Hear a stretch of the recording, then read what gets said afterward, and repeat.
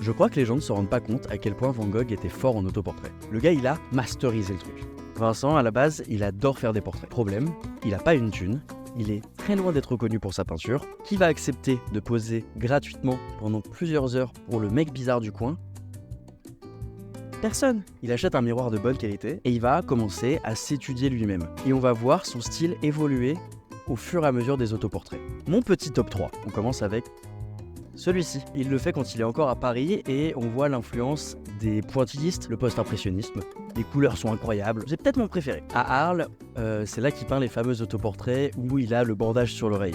Parce qu'il s'est coupé l'oreille, parce qu'il est con. Non, parce qu'il est... on sait pas pourquoi il s'est coupé l'oreille. Notamment celui-là, que j'adore, parce qu'il a une tête un peu chelou. Et enfin, c'est à Saint-Rémy-de-Provence qu'il va faire les derniers, qui sont un peu les plus emblématiques. Notamment celui-ci, qui est au musée d'Orsay. Et là, on voit vraiment son style. Un bon autoportrait, ça se joue dans le regard. Il était fan de Rembrandt. Il avait dit à son frère dans une lettre, les portraits peints par Rembrandt, c'est plus que de la nature, c'est de la révélation. Le regard. Tout est dans le regard. On l'a mis sur des vêtements. Et bim, la révélation. J'en portais un depuis le début. Va sur le site d'Artium.